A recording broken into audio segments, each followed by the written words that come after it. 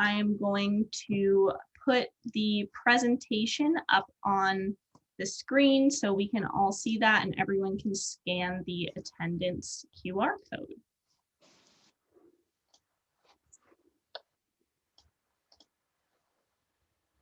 Oops, sorry, I need to reload this page.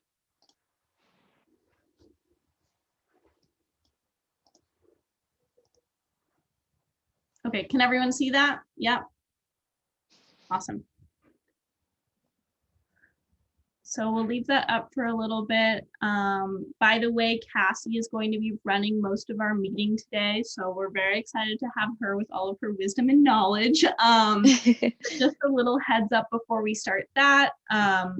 We had a couple events this week. We had our movie night for Clueless, where we watched the movie from 7 to 9, and then at 9 had people come and talk about it. We'll be doing these throughout the semester. So if you guys are interested in coming, we would love to do that just as a little more bonding sort of thing. We also did a event last night with Marissa Shawcross from the Career Development Center. Super awesome event. I learned so much that I didn't even think, I thought I was caught up on all my knowledge about resumes and stuff like that, but honestly, it was really, really helpful. We will later in this presentation give you guys access to that presentation that she shared with us, just because I think it's a lot of knowledgeable information that everyone I think should know. But that was an awesome event. This week upcoming, we're not having any outside events, but just want to let you all know that those outside events will count as credit. So if you are not wanting to come or can't come to the general meetings on Fridays, but can come to one of our meetings or movie nights as an outside event, we would definitely count that as credit. We'll just, write your name down, but that is definitely something that's a little bit more available. And it's also like towards the nighttime, which I feel like more people have free time later in the night. So if you have a really busy homework schedule or you have a lot going on Friday, definitely know that that is an option. Also just want to let you all know that the writer's circle that Kat is leading is right after this at 5:30 today. If you didn't get the Zoom information, just chat her directly. She can add you to that, but we're super excited to get that started as well. Yeah, so that's kind of all updates that are happening with us. But Cassie, go ahead and take it away. Before I start, did everybody have a chance to scan for attendance? If not, we can always come back to it, but just speak out if you need another second. Cool. Okay. Emily, do you want to take this? Yeah, sorry, I just realized. So our woman of the week is Bryce Dallas Howard. You guys may know her. She's an American actress and also a director, which I actually didn't realize she's a director. I've seen her in The Help before. She was the mean lady in The Help, and I think she's amazing. But she attended NYU. She actually didn't graduate until 2020 because she left school to pursue Broadway for a while. That was really her passion until she turned into an on-screen actress. She has acted in a lot of award-winning films such as Jurassic World and also The Help. She also directed a few episodes for The Mandalorian. Definitely just someone who's really made herself known in many worlds of the industry, both acting and directing. She's also written a few things, but I just kind of wanted to highlight her because I know we don't always talk about actresses all the time. And I think it's neat to have someone who does that as well as directing. For sure. Okay. So just as a little introduction to what we're going to be doing today, we're covering resumes, reels, and websites. So a resume, everybody, no matter what profession they are, needs to have a resume. It doesn't matter if you're a writer, cashier, director, you're going to need a resume when you apply for jobs, internships. It's just a very concise way to list all of your relevant experience. Reels is for any visually focused artists. So cinematographers, editors, directors, to give whoever you're trying to get hired by an idea of what work you've done in the past, what it looks like, what your style is, all that jazz. Websites are not entirely necessary for filmmakers, but they have been kind of rising recently because it's a good way to show yourself as like a brand, or if you want to build and promote yourself in the world of film, it's a good place to list all of your like links to like work that you've done and everything. Just instead of a resume and having a bunch of links or like a reel, it's a unique way to showcase your work. Awesome. So I'm going to be talking a little bit about Reels. I know this is a lot of text. I just wanted to like write it all down so you guys can either look at it if you want. But basically, as Cassie said, it focuses on usually if you're like a visual artist or looking to do something in terms of production that's like cinematography, directing, editing, you tend to make a reel that is focused on that one aspect. I know there's a lot of people who do like writer director reels, but you never really see someone who does like editing, cinematography, directing all in one reel. Like you tend to have them for the different aspect that you're doing. In a reel, your first 30 seconds should be your strongest pieces because that's probably how long someone's going to sit and watch your reel. They probably, as like someone who's doing a lot of interviews, who's in the industry, even for like Emerson EIB hiring and stuff like that, you really aren't going to watch the entire reel unless you're serious about that person and want to learn a little bit more. So definitely you want to jam pack your first 30 seconds of your reel with all of your favorite things. So things that showcase diversity, showcase that you know how to work whatever aspect you're trying to showcase. And basically the entire reel is just a combination of all the work you've done so far and are proud of. That doesn't mean like you have to include every single thing you've done, but like majority you want to take from different productions that you've been on. So say you've been a DP for maybe 4 sets, you would take things from those 4 sets and place them all together. Usually they say don't put scene after scene after scene from the same thing together. You tend to intersperse it because you're not really focusing on telling a story, like telling the story of that narrative. You're focusing on telling your story and how you visualize things and capture different aspects. Usually it's set over a piece of music. Dialogue is not always included. However, if you're making a reel as like a writer director, you can include dialogue to showcase like how you write. So that's something I'll show a couple examples, but there's one that has dialogue over it because obviously you want to show your capabilities. You can also like take different shots and place them in different parts of your reel. Once again, making sure that the first 30 seconds are your strongest shots.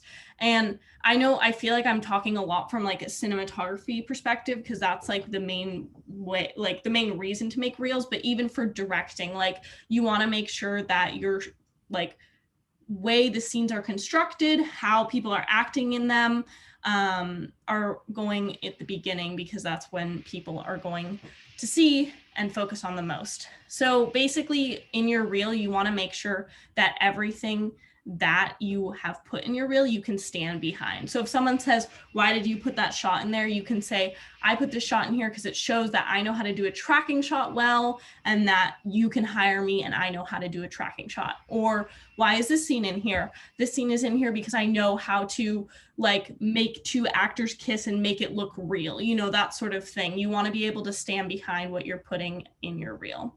So I have a few examples. I have 3 student work. Me and Emily decided to do our reels, and then a couple like professional ones. I just think this is like really a great way to showcase what it actually looks like because it's kind of hard to like visualize everything that I'm saying. So I kind of wanted to go through these, and if we want to talk about it, we can. So this is Emily's. This is her editing reel. And then we can just watch it. I want to make sure my sound is up. Can we all hear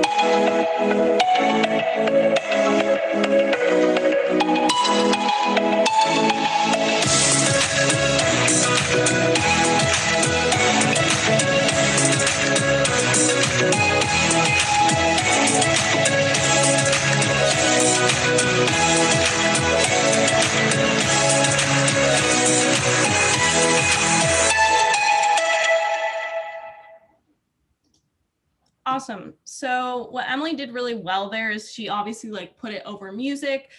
She also like jam-packed the first part with a lot of quick shots, so you get like a variety of what she's doing. Also, this is like really nice and short, which is good.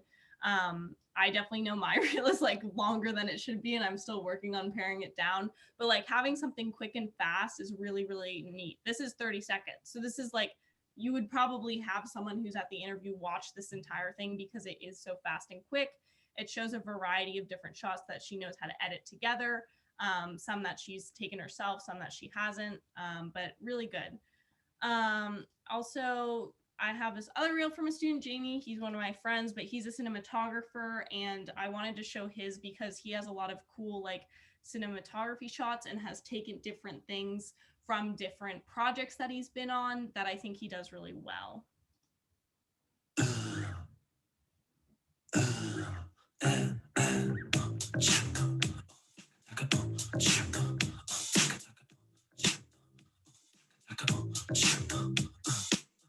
I guess I wasn't feeling okay. I thought that space and time went back and forth and sideways. I'm putting fires all over the place. I guess it knocked me sideways. Oh, she made me go.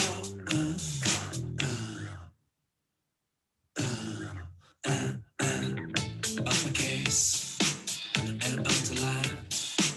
We are. Oops, sorry. As prickly as a couple of porcupines. I'm putting fires all over the place. Pick a letter lower down the alphabet. Oh, she made me go.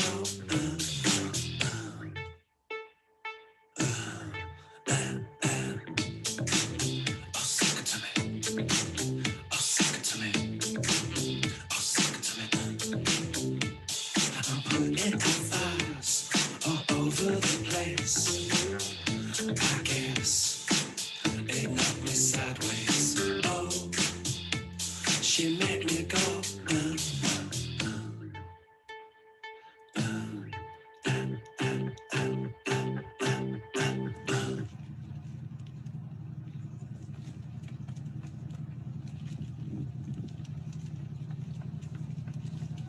Okay, so that was Jamie's reel. Definitely like a bit longer than Emily's.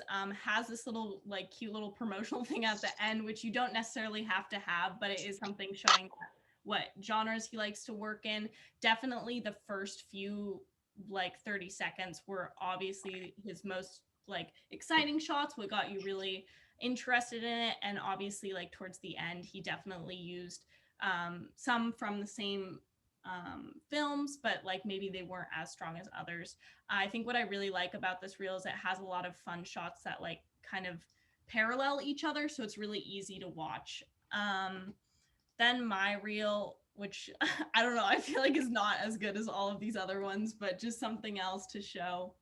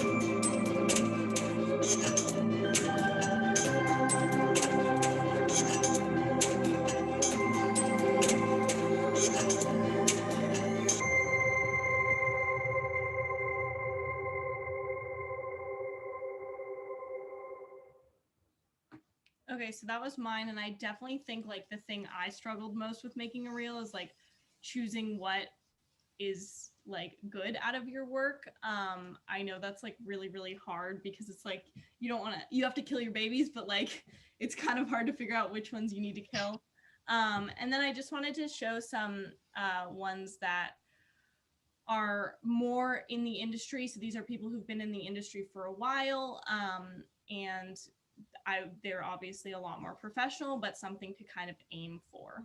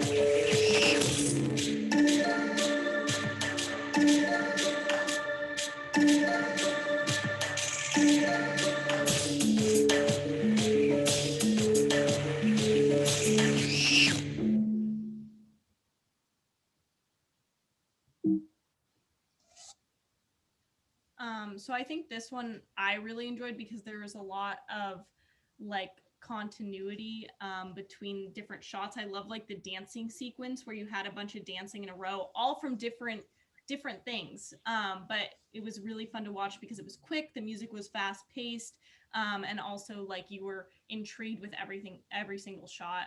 Then I want to move on to another cinematography one. I think this one's a little bit moodier, I would say. It's not as upbeat, but I really enjoyed it.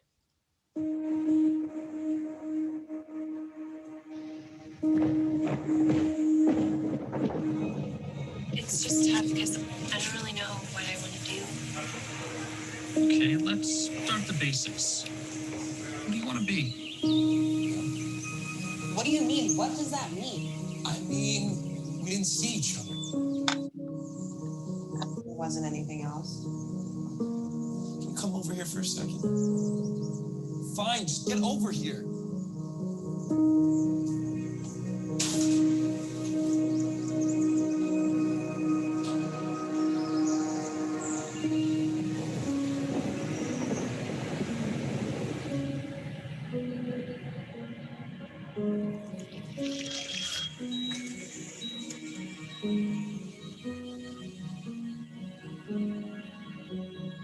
Blindsided. Relationships are unpredictable. That's what makes them interesting.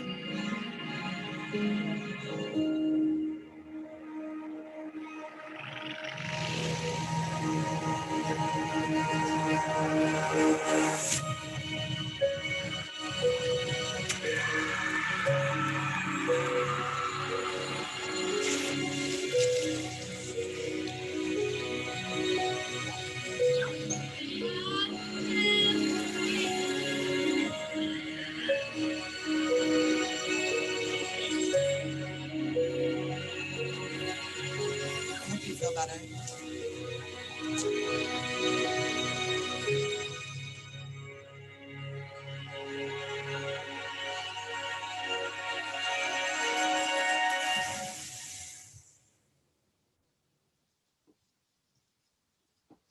Awesome. So I really enjoyed that one, even though that was for cinematography. It kind of felt like you were watching a movie, especially with the soundscape. I think the way that he overlaid, different dialogue from these films, but kind of let it transform through all of them was very, very neat. Something you don't always see in reels a lot of the time. So if you want to work on that, that would be something. If you are a sound designer and you want to make a reel and maybe you also like to do cinematography, that would be a really cool thing to showcase that as well.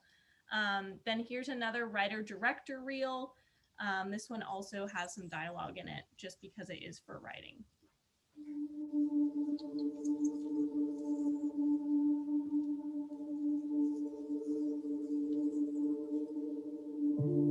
For 4.5 years, we've been together, Sherry. You never said that you liked strawberries.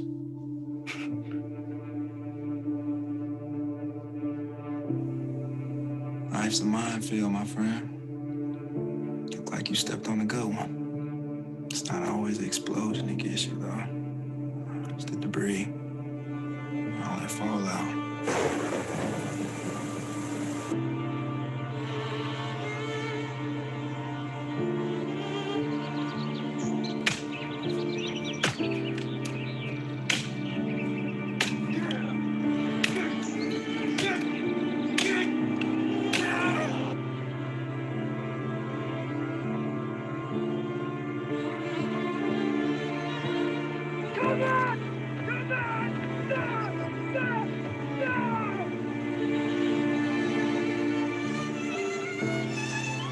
The universe has this funny way of working things out.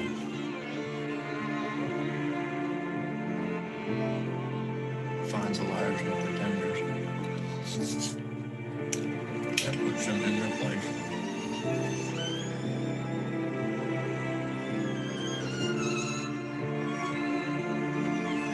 To me, I know that.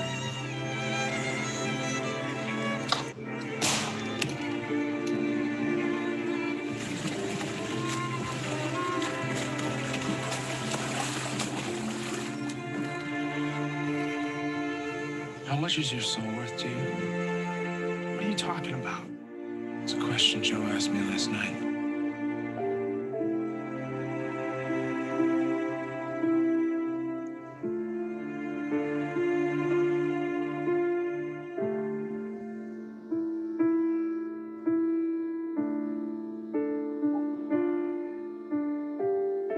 The only exception we are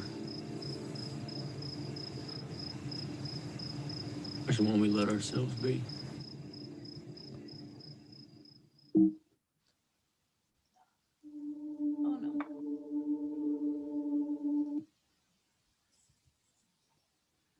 Okay, awesome. So those were just some examples. For time, I'm not going to show the last one, but basically, as you can see, all of them are sort of showcasing an aspect of that person, what they're really good at, and then also just really tries to fill some sort of mood where you can tell that like they know what they're doing. They have all these skills and they're showcasing them as much as possible. Yeah, those were like awesome. I don't know. I love reels. But websites. So these, like I said, aren't necessary for filmmakers, but they are a unique way to showcase your work. So just some things that you could put on a website if you're interested in making one is an about the filmmaker page. So just brief summary, a tab on the website that goes over your specialty in film, like how long you've been in it, maybe if you're still in college, like where you go, what's your major, all that stuff. Um, then the works that you're proudest of had a significant role in, so you can have like a My Works tab and then have like either like links to all of those or insert them into it so people can like kind of scroll through and like watch a little bit of each of your works, or like maybe if you're a professional filmmaker and you don't want to have them for free on the website, like have links to like Netflix or Hulu where they might be, so people can go and watch those. Along with that, you can put promotion for your upcoming projects. This is more so like if you're already an established filmmaker, like on the homepage or whatever, you can have like a trailer for it or a poster coming soon, all that stuff. I don't know if you guys have ever gone to like a musician's website, but they have like pre-save links for their like albums that are coming out or any of that stuff. Um, a reel is a good thing to put on your website, like right at the center. So if like Jamie, who we watched his cinematography reel, Emily's friend, he has a website that when you first click on it, the first thing that pops up is his reel, because that gives a taste of like who he is. So that's a great thing if you are a more visually like centered person. If you're a producer and you want to have a producer website, obviously you're not going to need a reel for that. And then at the bottom, places for industry people to contact you. So like a link to your email, any social media if you use those professionally, LinkedIn, all that stuff. And I am by no means an expert on websites, but if you can find a way to create like a brand for yourself, so if you do more comedy stuff, maybe you'll want to use like lighter colors and that stuff. If you do horror, you should use like a darker theme, but try to keep your brand consistent. Um, and that goes for anything you make. Like, obviously, the reels, you can tell who makes what kind of like film. So, like, Emily was a little bit more lighthearted, whereas, let's say, JP Summers had a little bit more of a darker tone. It just kind of like keeping your brand consistent so people know what you're good at. Um, yeah, so on the next slide, we have a website for a Berkeley composer. If you guys remember that we have a sister org at Berkeley, this is her website, and it's still a little bit of a work in progress, but this is something that she allowed us to use just so you can see what one might look like. Obviously, she has the links to her social media and her SoundCloud, Spotify, LinkedIn, all that stuff. She has an About Me tab, my music tab, and then places to contact her. Another thing that I like forgot to mention is just like you can have like photos of yourself on there. Um, that like match your like personality. So like Sammy is a very like chill, laid back person. So she has a lot of photos of her just like smiling and like all that stuff. This is links to her EPs that she's made or stuff that she's worked on. You can have all this stuff. Yeah, Emily's doing a great job just like clicking through it. Um, so obviously like a filmmaker website, it's gonna look a little bit different than a composer website, but you get the idea of like things that you can do. Also, she like has these little icons which I think are really helpful, especially like for getting someone to go to your social media and see more of you. So I would definitely recommend having those pretty easily accessible. For sure.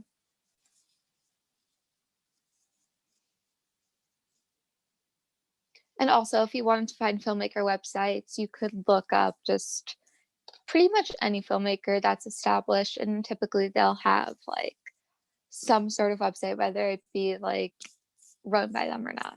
Um, but resumes. So this is the big one, and we try to do something with resumes every semester, just because I feel like everybody's always applying to internships or shows or anything, and it's good to have a nice established resume, especially in film school. Um, so the basic rule, the first basic rule of a resume is obviously keep it concise. This is something that I struggle with a lot because I get so emotionally attached to like projects that I've worked on and stuff, and like it's just you need to keep it typically for 1 to 2 pages, because if you have anything longer than that, people aren't going to sit through in your interview and flip through all your pages. They want to be able to just skim it really easily and then either like flip it over if you want to have it two-sided, or if it's obviously online now because COVID, we can't do in-person interviews. They want to be able to just like skim through really quickly. So it should only have stuff, and this is like the third point, but it should only have stuff that's relevant to that interview or job. So if I'm going out for editor, obviously I'm not going to put my first assistant director positions or my executive producer positions. I'm going to put any experience that I have with editing. And if I don't have any, I will do stuff like script supervisor, which is kind of tangentially related, and then talk about why I think I would be good for the project. Make it colorful. So this is the same thing as the website. You want this to reflect who you are. So my favorite color is blue. So my resume is very blue themed. And it just makes it visually appealing, because if you just have black and white, new times new Roman font, it's not gonna appeal anyone. They're not gonna remember that. But if you have like a cool layout or a bunch of fun colors on it, people are gonna remember what your resume looks like and want to go back to you. Um, and yeah, again, just make multiple resumes for different areas. So I have a producing directing resume. I have like an outside of film work resume. And then if you guys missed the workshop with Marissa Shellcross from Career Development Center last night, this is the QR code to the presentation that she gave. If you want to take a moment to scan it, just open it and save it for later. Um, Emily, do you want to talk a little bit about, yeah. Also, if you don't, just a real quick thing, if you don't have access to it, you have to use your Emerson email because it's only accessible to people in the Emerson community. So like if it says you're denied access, just try signing in with your Emerson email. But basically, Career Buzz is a great resource. You can go there to even submit your resume and have someone look at it through the Career Development Center. A lot of resources depending on like where you are in school, if you're looking to go to an internship or just a job.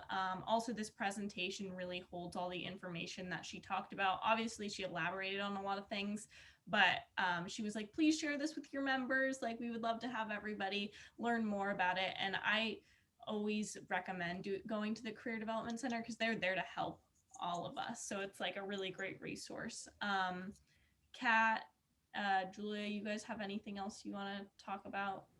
I would just emphasize that they have a feature where you can submit your resume or your cover letter and they will give you personalized feedback. So I actually did that after going to this presentation last night, and the person gave me a detailed section by section critique on things that I did well or things that I could move around, and they would give examples of why it was better for the industry. So it's really helpful, and it's a free resource to have just for going to Emerson. Yeah, and just to one thing to add into Cassie's thing, one page is by far preferable to two, especially when you get further into the industry, because like the people who like you'll be interviewing for like more internships or like larger production jobs, they don't have time like at all. Like you think as students we don't have time, like they don't have any time at all. So like they want everything in one page and then they'll put it down, and so that one page has to be really strong. That's all I have to add. Cool. So we mentioned this a little bit at the beginning of the meeting, but we are now opening up to you guys if you want to get your workshop or want to get your resume workshopped by the board, and then all of the other members, if you guys have something to add based on this presentation or just prior knowledge that you have, you can share it with Women in Motion or email it to us, and we can pull it up. Or if you're not comfortable with that, we can always like take a look at it after and then email you with any like notes that we have. But I highly recommend taking advantage of this because I think everybody has something valuable to add, and getting outside perspectives on your resume. Like when you look at it, you might be a little bit biased. I know I am, just because I get so, like I said, attached to like stuff that I've worked on. So it's always good to have an outside point of view. So if anybody wants to do that, just let us know and share it with us and we'll pull it up. I'm just going to stop the share. If you guys like just want to raise your hand and have a question, like we don't have to put your resume on the screen. That's like a lot. But if you have like a specific question about something that you've run up against or are trying to figure out, please shout out as well. Okay, I can start by sharing my resume just to like get it out there. Like it's fine. I definitely have a master one, but I will share the film one. That's what I call it. You know, the one with like the relevant experience that I've been using to do basically all of my internships. I definitely want to work on my colorfulness of my resume. This was me just highlighting things and being like, I like the color yellow. Let me make this a little fancier. But I definitely have like my website up here. I have my LinkedIn. In terms of your education section, like you put if you've done any awards, when you're planning on graduating, your GPA. Also, you put your BA, or if you're a BS, Bachelor of Science, what your major is. And then I also put a minor, which you can. Also, if you do anything like with athletics, that's a really good thing to put under your education. Or if you're part of a club and maybe aren't like a leadership position in that club, you can totally add that underneath your education.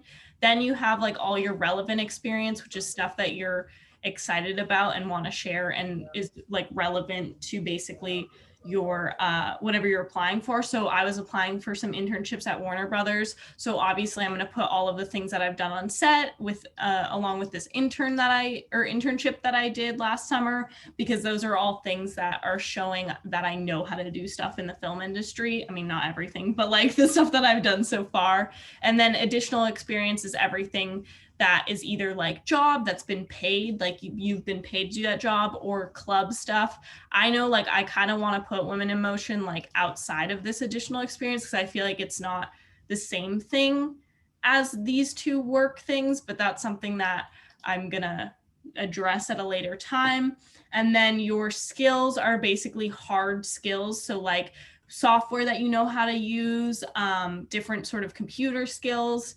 And one thing that Marissa said last night that I thought was really helpful is like your skills are your hard skills, but all of your soft skills, as in like communication, organization, management, are all stated in these bullet points. So you want to like start your bullet points with your soft skills. So like I have management, I have planning, I have supervision, I know how to coordinate. You know, these are all words that they look for. And then you aren't just like listing under your skills, like I know how to talk to people, I know how to work on a team, because yes, those are skills, but like we all have those skills. It's just like not something you should put down, more of something you should allude to in your resume. And then also she was saying like you can either do a paragraph underneath or a bullet point. She did say like bullet points are a lot nicer just because they're easier to read and skim.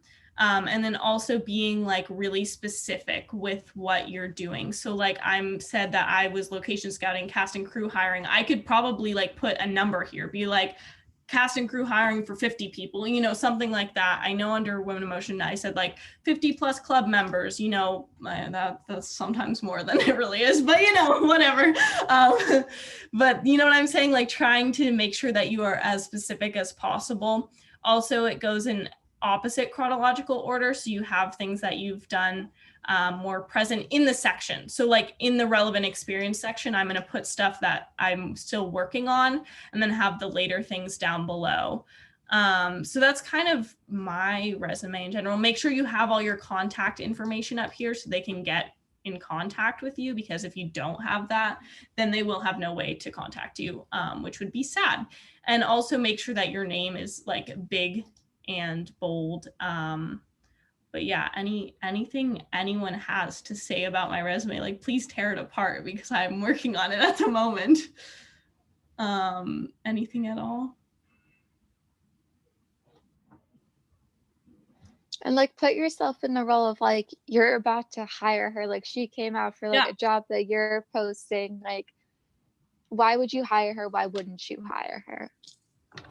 This isn't a critique at all. I was just wondering, when you say colorful, like how colorful do you mean?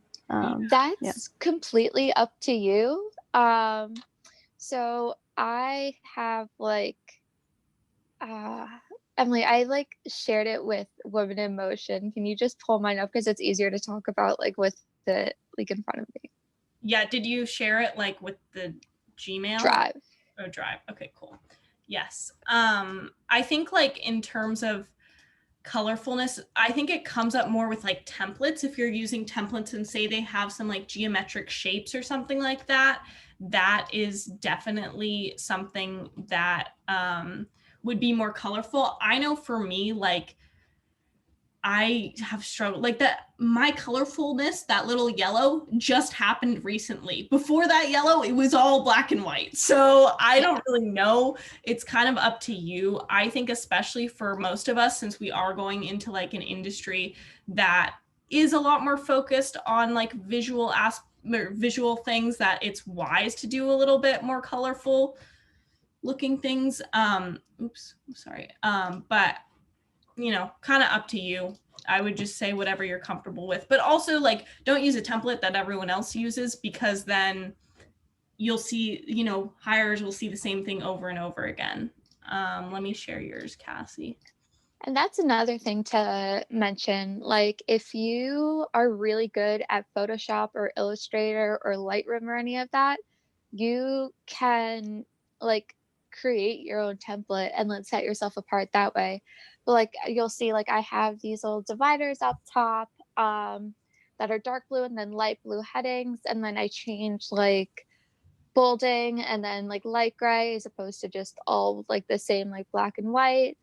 Just like little stuff to like make it a little bit more easy to read and look. And like if they're looking let's say for management experience, they can look at the light blue stuff and know that those are headings and then scroll until they find management experience. So it just makes it very more visually appealing. This is my rough draft of my resume.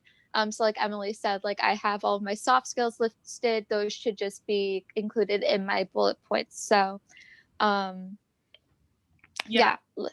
And I definitely, There's- for you, Cassie, like obviously this is like a long resume, but even just like making these spacings go away and putting your font to like 9-point font, you would probably already be like way smaller than you are right now.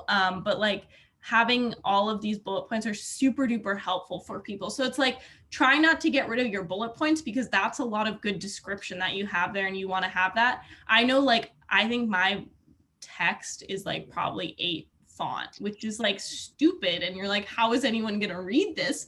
But you know, it's a thing to put it on one page. Like you sometimes just kind of got to crunch all of these spaces in between, make it a bit smaller because you want to keep the bulk of your resume and what's there and not have to delete a bunch of things.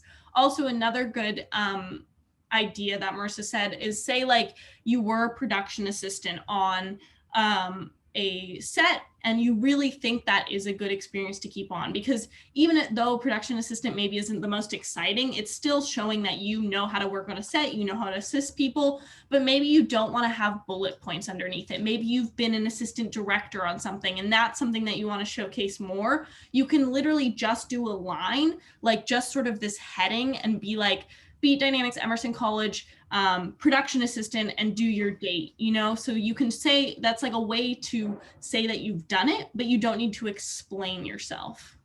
Yeah. And then also something that Emily brought up a little bit earlier, just like accidentally, is the fact that you should have a master resume that has every single thing that you have ever done in your life on it, because you never know what experience is going to be relevant. So you can have a master resume that has every single set that you've worked on, all of your education experience, like all of this stuff. And then you can go through it. And then let's say you're going out for an internship position and it's for marketing and you've only done one thing on marketing, but you have like stuff that you could take from your master resume and put on that. And then you have a separate marketing resume and then a producing and directing resume. And it's good just to have all of those. I have a folder on my Google Drive that is just all my resumes and all that stuff. I have drafts from freshman year, which are so bad. So bad. I wish I had a resume workshop freshman year. I wish I went to one. It's so bad. But like there's so many things that you can do. And if you're having trouble getting started, like using the Canva templates or the Google Doc templates isn't the worst thing in the world. I would just suggest that before you start going into like real world positions like internships or jobs or anything, that you start creating your own. Because like for Emerson sets, like they're not going to take it that seriously. You can use the templates as long as like you change stuff and make it a little bit of your own. So colors, if you want to add little icons or any of that, make it your own, but don't rely on the templates to get you further in life, because as you get into the industry, everybody's going to be using that and they're going to be able to see like they didn't have the creativity to create their own thing, like discard. Yeah, and it's all about like tailoring it to yourself. So tailoring something for that internship, tailoring it so it looks unique and looks like you spent time on it instead of just like plugged everything into a Canva template or something. Kat, do you want to share yours? Yeah, so I use Adobe Illustrator, so it's a little bit different. And this one also has some color. So feel free to give feedback. But this is using Adobe Illustrator. I have it downloaded as a PDF. But this is kind of a way that using just basic lines and text boxes, you can create something that's really unique and that you can really customize to you with different colors, different fonts. I actually based this on a resume I found on Pinterest, and then I just modified it and kind of just copied the basic structure as far as like the lines. And then I just went ahead and added my information and kind of tried to play with it. So because it's writing, it's a little bit different from Cassie's and Emily's. Looking at development internships. So they want to know, do you have screenwriting knowledge? Do you know about concept development and those terms? So I have all my writing experience here, anything that has to do with writings in here. And then something that Marissa pointed out, which I found really helpful, was to put jobs that may not have anything to do with film, but or what she called a bill paying job, because they have transferable skills. And this is another way to showcase soft skills that you may not be able to showcase here. So for example, customer service, being able to work with people, that's something that is part of my target job. That's not film related, but it's still something that employers will like to see. Yeah, and also something neat on Kat's that I noticed underneath her skills, she has Celtex, which is like a screenwriting platform, and that's really cool because that relates to what this resume is for. So if you're like trying to tailor it, that's another thing of putting those skills that are related to what you're going into for sure. And final draft there as well. Awesome. This is a very beautiful one, Kat. I could stare at this all day and be happy. Yeah. Also, And like, this reflects Kat's personality so well. Like, she is such an organized and meticulous person and so like sophisticated, and that is so reflected in this resume. yeah, this is also a like 2-column resume, which is different from me and Cassie's. Me and Cassie's are more like you read it linearly, which both are great. There's not one over the other, but it's neat to see something that's a little bit different and designed in a different way. PSA, this is also the folklore font from Taylor Swift. You can download it from the internet, and I thought it was kind of writer-esque, so it's a little Awesome. So pretty. Want to share their resume? Have any questions? Anything? Yeah, Riley. Yes. I am gonna gladly submit mine as like a what not to do, because this was like a Google template. I did it like the day before hiring this semester, like not good. I know it was bad, but I mean, I guess it worked because I now that hiring weekend is over, I will gladly say that this is a terrible resume, and I'm happy to send it in because I have better ones. Yeah, if you want to put it in the chat or email it to us, we can share it. Absolutely, full permission to roast because it is not good. Riley, I can't believe you That's didn't come fine. out for my show. Listen, you saw this resume, you'd have been like, girl, no thanks. You'd have been like, we're all set. Well, we're all set. thank you for being brave. We appreciate you. I'm trying to. I mean, I put everything on there that needed to be put on there, which was great, but it just was like a very blank template. I tried to get another template from another place, but they wanted me to buy it, and I'm like, no, thank you. Yeah. I mean, and that's the thing for Emerson hiring, it's fine. If it's not the most amazing thing, I think we're putting these standards here for like, if you're going out for a job or an internship where people are a lot more professional, but I'm glad you had everything you wanted on there. Like, at least you had all your information. That's really the whole point. I had to I just put everything that I did the previous semester. Like, there's nothing from like fall or spring of the year before, which is fine because it's all the relevant information. Mhm. But I know it's not the best, but I know I have the ability to make a better one. So that's what matters. Yes, Yeah. exactly. Yes. Did you There she is. email it or? She dropped it in the I chat. just sent the link in the chat. Okay, I will screen share this. And I'm like probably like really like hyping it up to be terrible. I know it's not that bad. okay, but- this is not, I'm looking at this right now. This looks pretty good to me. But it's because it's like a Google Drive template. Like, that is what bothers me so much. Yeah, It's because it doesn't look cute. I understand. You can use it into something else. You can do it. Oh, absolutely. All the information is good. It's just more of like a turn it into something pretty. Yeah. Okay, let me share this real quick. Thank you, Riley. I appreciate you. So, okay, good. We have your information here, so we can contact you. Step 1. Also, your name is big, which is great. I don't know if you need to put sophomore here just because that can probably go underneath your education. That's not really connected with your name. You know what I'm saying? Like, that's a minute point compared to your name that should be central. It's okay, Riley. I put junior on mine too. No, I didn't put education because like this is only Emerson people are gonna see this. I don't think I didn't want to like waste space and be like, I go to Emerson College because we all do. Yes, that totally makes sense. Yeah, that's fair. I put my education on just because I'm self-centered and like my grades. You're allowed to be. You're allowed. One thing that Marissa said about summaries, which I had right before yesterday, I had an objective on my resume as well, just saying like, I am this, I want to learn more about this. And I thought that was like necessary on a resume. She was like, maybe delete it. And I was like, okay, I will try deleting it, sit with how I feel about that. But personally, I think summaries are nice because it just like adds a little bit more personality into it, but it's definitely not necessary on a resume, as I have learned. I think it's a lot more if you're like looking to be in an internship and say you are trying something new. So it's like a little bit outside of your wheelhouse. You would write an objective saying like, I've done this, and I'm looking to expand my knowledge and bring these skills to something new. So she was like, that's the real reason to have either a summary or an objective. But look, you have your experience, you have these nice action words, which is what we're looking for. Probably could delete this also. You don't need the also there. But having just action words, I think even making these more specific and like more numbery. So having like arrive to set, how early? Did you arrive an hour early? 30 minutes early, 5 minutes early? I don't know. Like, you know, what were you doing? Also, like, how many props were you bringing? What type of props were you bringing?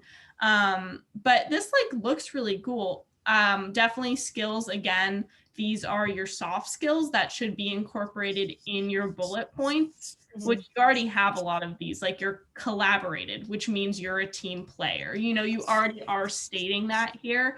And these skills would be something that are more like if you know how to do a certain computer. I like put that I know how to do Google Suite because not everyone knows how to use Google Drive, Docs, Sheets, Google presentations. You probably know how to do that because we all use that. So you could put Google Suite here. If you know how to use Microsoft applications, you could put Word, you could put PowerPoint. If you know how to use Canva, put Canva, you know, like things that are more easily known as like computer skills or applications, stuff like that. But I mean, this is colorful. I like it. I like this. I don't think it's as bad as you said. Of course not. I mean, we're always our worst critics. It's true. For sure. Anybody have any comments for Riley at all?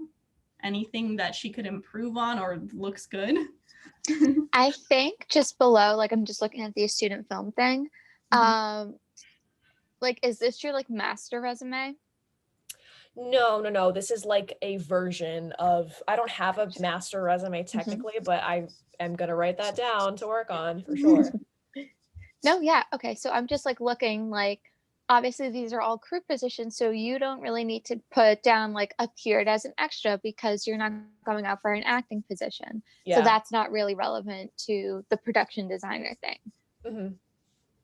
I would just say that, I mean, it looks really good. I think, again, you were definitely harder on yourself. But I know Marissa was just saying to customize it so I can tell this is a Google. But if you just change the font and the colors, nobody's going to know. And then even just using some stronger verbs, like instead of props from home, coordinated props, because that just makes it sound fancier that you're somehow doing something more. Absolutely. Yeah, I think it's all of it is like, I did not have a lot of time to do it, which was definitely on my part. So like, here's a lesson, plan ahead, do your resume before. But yeah, I think this was definitely a lesson learned for sure. And I wish I could have gone to the resume workshop, but I had class, so I didn't get to go. Yeah, awesome. Well, thank you so much for sharing that. Anybody else want to send something or have questions? Like very specific questions even are totally fine. I have a question. Yeah. So I'm a freshman and I obviously don't have a whole lot of experience here at Emerson. Like I just got into an EIV thing, so I guess I have that, but like not much else. So like when I'm applying to things right now, is it okay to have like some experience from high school or past experience, or is that like looked down upon? No, I would definitely say do that. I know freshman year I had like my high school job, which I still have on my resume because I think it's like it has transferable skills.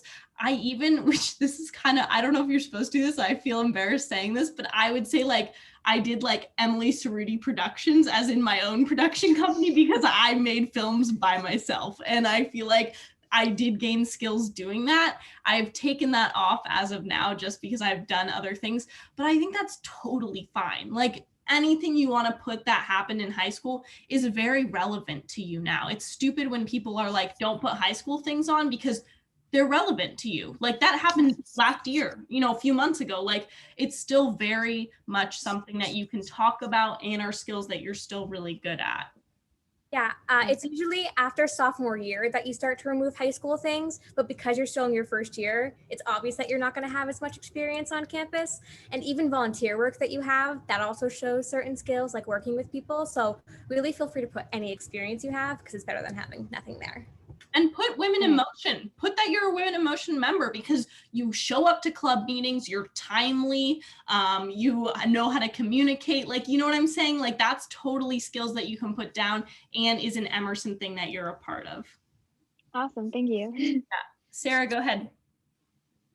Yeah, I just wanted to add on, like with my own experience in interviews, like the producers and the directors definitely love it when they see that you're going out and doing your own thing, because they always want to know like what personal projects you've got going on.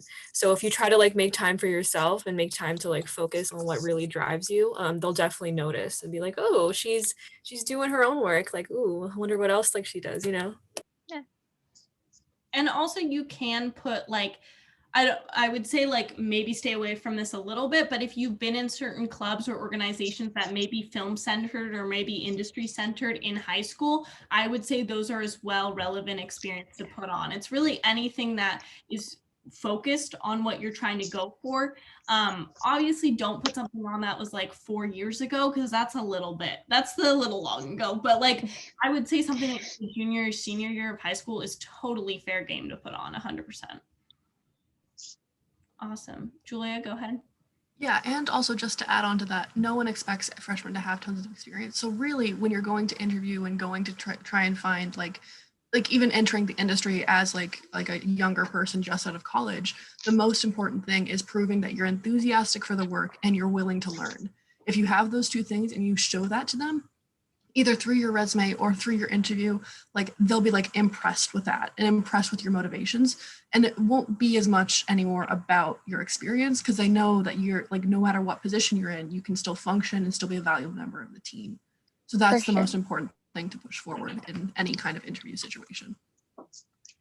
Okay, so we're getting towards the end. So I just want to share a screen. We have just a few more slides based on kind of housekeeping things that we need to talk about. Something big is coming soon, as Cassie put as the title here, which we are insanely excited about. We are partnering with Emerson alumni, specifically female filmmakers, to bring into our club. We talked with someone who works at Emerson LA, and she's kind of the coordinator with all alum that are in LA at the moment. So we are planning on bringing guest speakers to you guys. A couple of these include the head of Sony Feature Films, the head of MGM, both women who were alum of Emerson. We may get Adele Lim to come talk with us, which I think would be absolutely amazing. We had a whole presentation on her. I think it was either last semester or the semester before. I mean, I may like fall over and faint if she comes, but I think it would be amazing. We're also planning on doing a huge roundtable event with all the women alum, as well as all of our members, to celebrate Women in Motion's 30th anniversary, because it is our 30th anniversary. We were founded in 1991, so it's pretty neat. And then also it's Women's History Month in March. So our kind of plan for that is to have the alum talk to us, and then we'll go into breakout rooms based on what everyone's interested in, have them talk to the alum, and then come back and do sort of a Q&A session.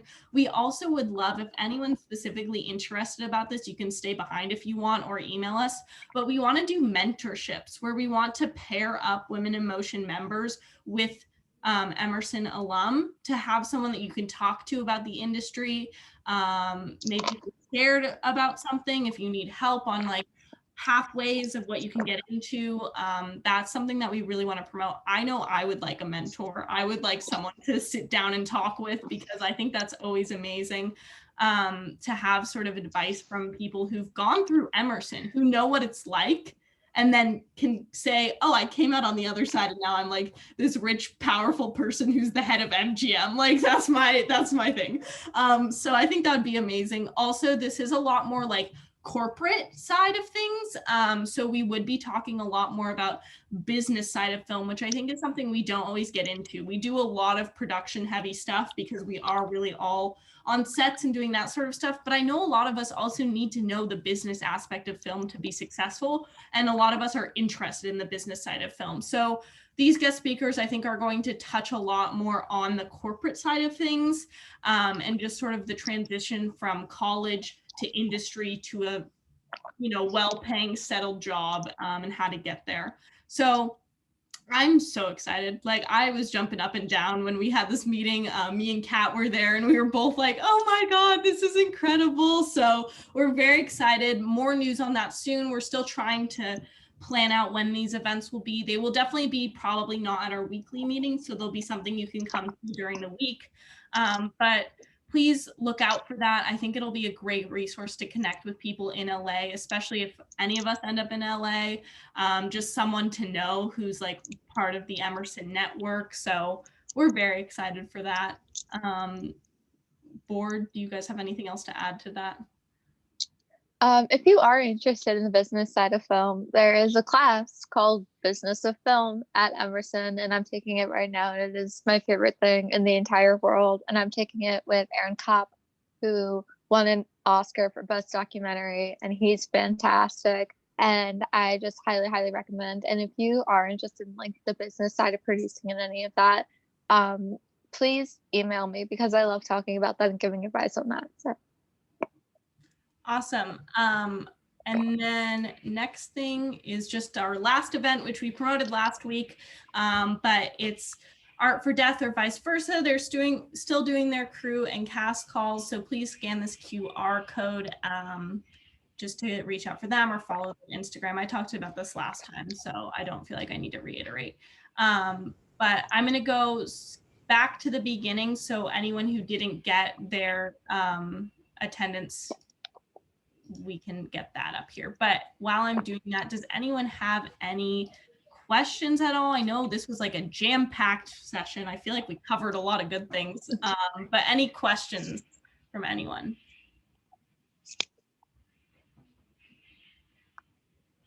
Okay. Awesome. Well, you all are free to go. Please, stick around if you want to chat with us anymore.